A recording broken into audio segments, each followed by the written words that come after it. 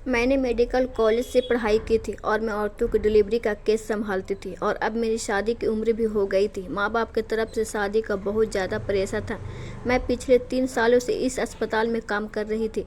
3 साल हो गए थे। कुछ दिन बाद मेरी शादी थी, लेकिन जिस आदमी से मेरी शादी कराई जा रही थी, मैं उससे शादी नहीं करना चाहती थी। माँ बाप ने पढ़ाया लिखाया डॉक्टर बना दिया। अब वह कहते थे कि शादी हमारी मर्जी से करनी है। मैं अपने फ़ोन पर बिजी थी जब मुझे यह खबर मिली। मेरे ही साथ की एक डॉक्टर ने मुझे फ़ोन किया। उसने कहा, रात को हमारे यहाँ एक औरत की डिलीवरी हुई है। तुम्हारी तो नाइट ड्यूटी नहीं थी।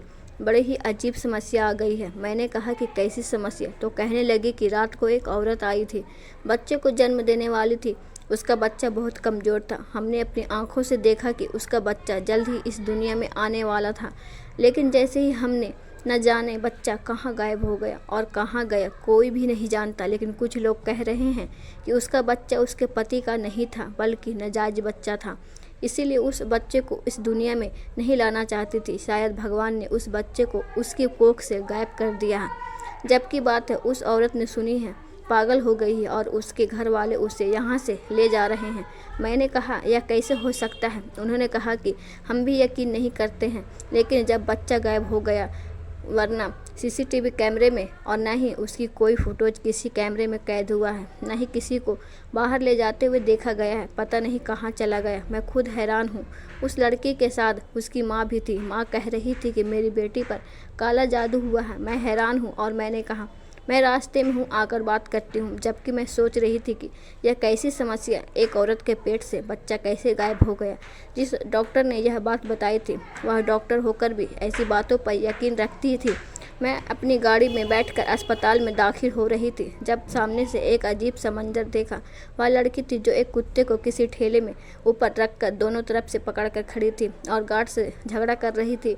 इस कुत्ते को अस्पताल में जाना है, गार्ड दूसरे से कह रहा था। यह इंसानों का इलाज होता है और यह इंसानों का अस्पताल है, जानवरों का नहीं है। पर यहाँ बार बार उसे झगड़ा कर रही थी और साथ साथ रो रही थी। हमें किसी डॉक्टर को दिखाने दीजिए। मैंने यह मंजर देखा तो पहले तो मैंने पास से गुजर गई, लेकिन फिर मैंने अपने ड्राइवर को कहा कि ज़रा गाड़ी पीछे कर लो। मैंने उन लड़कियों को देखा और बाकी मैंने कहा, यह क्या समस्या है आप लोगों को? उन्होंने कहा कि आप डॉक्टर हैं ना? मैंने कहा, क्योंकि मैंने कोट पहन रखा था। उन्होंने कहा था, इस कुत्ते को देख लीजिए, उसके पेट के अंदर कुछ है। मैंने कहा कि कुत्ता मर चुका है। उन्होंने कहा कि जी मर चुका है, लेकिन उसके पेट में कुछ है। कुत्ते की हालत कुछ अजीब सी लग रही थी। कुत्ते ऊपर की तरफ से बहुत ज़्यादा पेट सूजा था। मैंने कहा, यह इंसानों का अस्पताल है। उन्होंने कहा कि हमें भी पता है कि इंसानों का अस्पताल है, तभी तो हम यहाँ पर इसलिए आए हैं क्योंकि इस कुत्ते के पेट के अंदर से बच्चे की रोने की आवाज़ आ रही है। उसकी बात सुनकर मैं हैरान रह गई। मैंने कहा, ऐसा नहीं हो सकता। उन्होंने कहा कि ऐसा ही है, तभी तो हम इसे उठा कर ले आए हैं। उसके पास बहुत भीड़ था, लोग तो सिर्फ देख रहे थे। पहले ही बहुत वक्त ख़राब हो गया था। आप मेहरबानी करके हमारी मदद करिए, ज़्यादा देर ना हो जाए। मैंने कहा, यह कुत्ता मर चुका है और तुम लोगों को कोई वहम हुआ है। ऐसा कुछ भी नहीं है, ऐसा मुमकिन ही नहीं है। उन्होंने कहा कि पहले तो हम भी यही समझ रहे थे, लेकिन हमने अपने कानों से आवाज़ सुनी है। आप हमारी मदद करिए। मैंने कहा, अगर मैं तुम्हारी मदद भी कर दूं तो मुझे नहीं लगता कोई फ़ायदा होगा। यह बात अगर बाहर निकल गई तो अस्पताल की बहुत बड़ी समाज में एक ऐसी कहानी ऊपर होकर लोगों के सामने आ जाएगी और लोग सुनकर ना जाने क्या क्या बातें निकालेंगे, क्योंकि इंसान कहानियों को सुनकर अपने दिमाग की उपज आने का क्या क्या नतीजे निकालेंगे। उस लड़की ने कहा कि कोई भी नतीजे निकलेंगे, उससे क्या ही हो सकता है और क्या ही हो जाएगा, क्योंकि यह झूठ नहीं है। यह हमारे समाज का ही एक रूप है जो अब हमारे आसपास आ चुका है।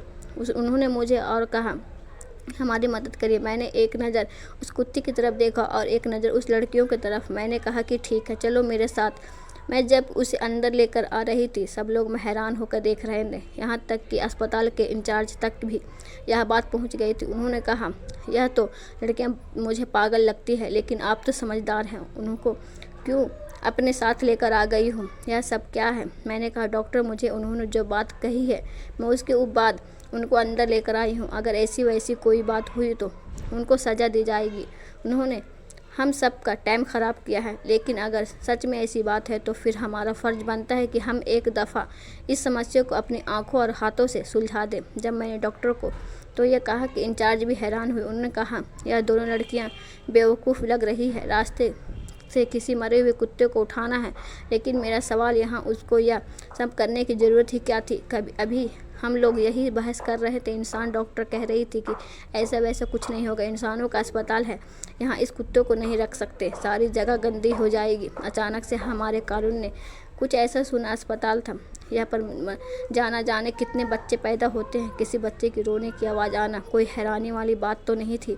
पास के किसी कमरे में कोई बच्चा रो रहा होगा। लेकिन जब 2 बार जान निकल गई, जल्दी ही उस कुत्ते को इंसानों का ऑपरेशन करने की जगह पर रख दिया गया और जल्दी जल्दी सब लोगों को इकट्ठा कर दिया गया जो इंसान की तरफ के किसी भी चीज़ में शामिल नहीं होती थी, या कोई बहुत ज़्यादा गंभीर से केस होता था तभी वह मदद किया करती थी। लेकिन वह भी सामने आकर खड़ी हो गई और मेरे साथ मिलकर यह देख के बच्चे की आवाज़ कहाँ से आई है, क्योंकि हमें बच्चों की आवाज़ बहुत ही बात से आ रही है, ऐसी आवाज़ आई थी जैसे यह बच्चा किसी की चीज़ अंदर से फंस गया है या 4-5 कपड़ों के अंदर लपेटा है, ऐसी आवाज़ आ रही थी। लड़कियों को बाहर भेज दिया गया, उनकी हालत भी अजीब सी थी, उनके हाथ पांव फूल रहे थे, वह पूरी तरह से रो रही थी। थोड़ी देर के बाद हम लोगों ने अपनी ज़िंदगी का अनोखा केस और सबसे अधिक मौतें का, लेकिन इससे पहले कि हम कुछ भी बोलते या कोई नतीजा पर पहुंचते, मैंने उन लड़कियों को अपने ऑफिस में, एक लड़की का नाम शालिनी था और दूसरे का नाम मालिनी था, वह बहुत ज़्यादा परेशान थी और रो रही थी। मैंने कहा कि तुम्हें कुत्ता कहाँ से मिला है और तुम उसे क्यों उठा कर लाई हो? उसने कहा कि हम लोग तो रोज़ की तरह अपने कॉलेज जा रहे थे, यह मेरी दोस्त है, हम एक ही मोहल्ले में रहते हैं।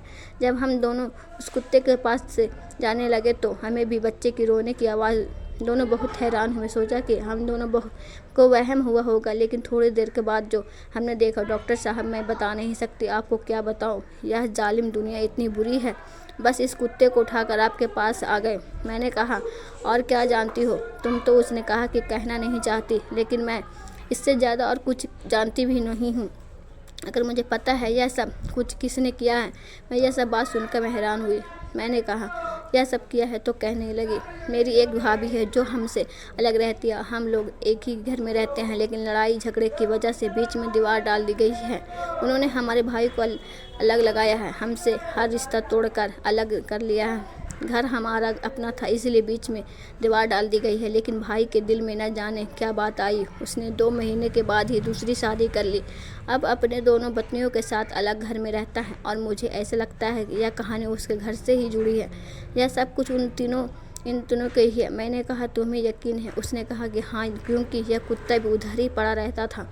मेरी एक भाभी बच्चों को जन्म देने वाली थी, हमें वे लोग कुछ बताते नहीं हैं, मैं इसीलिए हमें उनकी बातें सुनाई देती थी। मैंने कहा फिर तुम्हें मेरे साथ कहीं जाना होगा। मैं डॉक्टर थी, मेरा काम तो ख़त्म हो चुका था, लेकिन मैं इतना कोई नहीं जानता था इसी दुनिया में इस तरह के लोग रहते हैं। मैंने उन लोगों को दोनों को गाड़ी में बिठाया और उनके घर की तरफ चल रही थी। उनका घर ज़्यादा दूर नहीं था, लेकिन हम लोग ट्रैफिक में फंस गए थे। रास्ते में मैंने उस लड़कियों से पूछा कि तुम्हारी दोनों भाभी किस तरह की औरत है, तो कहने लगी दोनों ही अपनी जगह अजीबोगरीब हैं। पहली भाभी, उसका नाम अर्चना है, उसको बस मेरे भाई को लेकर अलग बना था।